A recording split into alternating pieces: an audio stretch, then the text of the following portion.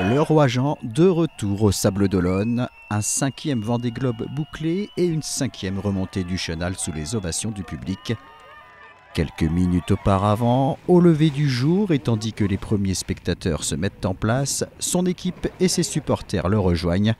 Jean Le Cam, arrivé au milieu de la nuit, savoure l'accueil après une fin de course qui ne l'a pas ménagé. Ah bah. Oh bah il y a du monde. C'est bien quand ça s'arrête. Et c'est vrai qu'on est arrivé cette nuit avec Conrad qui était vraiment très proche et c'était une bagarre. J'ai fait 4 virements de bord hier, donc c'était voilà, c'était chaud.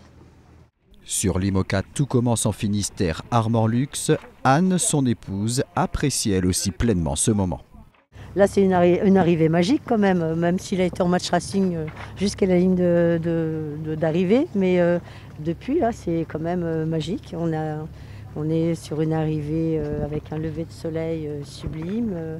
Chaque Vendée Globe est différent et c'est à chaque fois une belle histoire ou des histoires un peu moins belles parfois, mais il y a toujours quelque chose à raconter et à partager, ça c'est sûr. Sur la proue de son bateau, Jean Le Cam profite alors de ce qui est le plus important pour lui dans un Vendée Globe, le partage avec le public.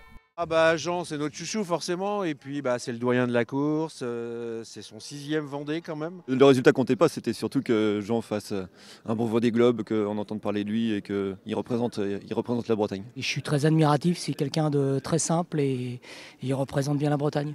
Une fois amarré, les retrouvailles se poursuivent, avec notamment Isabelle Yoshke qui l'a précédé de quelques minutes. Tu vois un coup de rouge ou pas? Mais aussi Benjamin Ferré qui l'a pris sous son aile ces dernières années. C'est lui qui m'a appris à finir devant lui, quoi, donc je suis content d'être là pour lui et voilà, c'est super. Une partie de mon Vendée Globe, je le dois à Jean, donc c'est chouette. En dansant sur un morceau de Zao de Sagazan et après avoir profité d'œufs au bacon au petit déjeuner, le Roi Jean vit pleinement son retour parmi les terriens après plus de 85 jours passés en mer.